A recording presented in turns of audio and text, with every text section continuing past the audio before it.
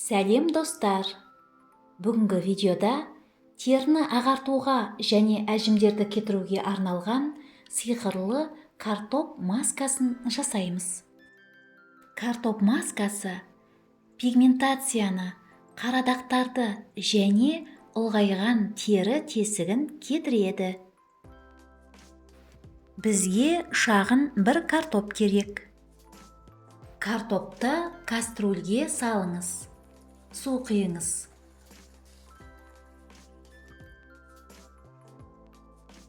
Картопты піскенше қайнатыңыз. Пісірілген картопты суығанша қалдырыңыз.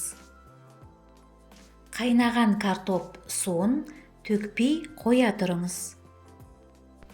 Картоп әжіммен күресетін коллагенді ынталандырады.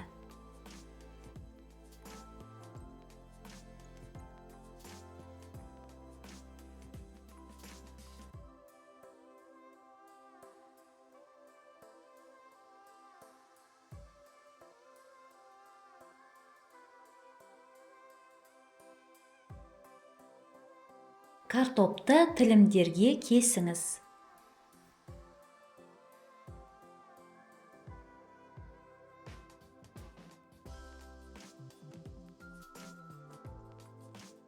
Картоп тілімдерін блендерге салыңыз.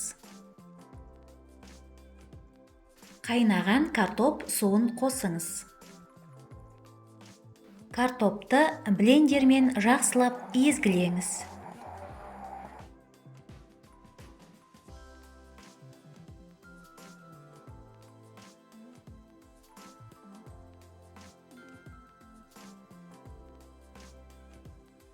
Енді бізде кремді картоп қоспасы бар. Езілген картопқа 1-4 шай қасық куркума қосасыз.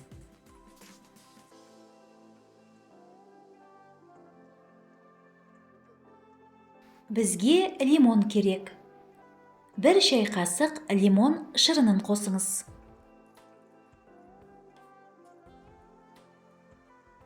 Ингредиенттерді жақсылап араластырыңыз.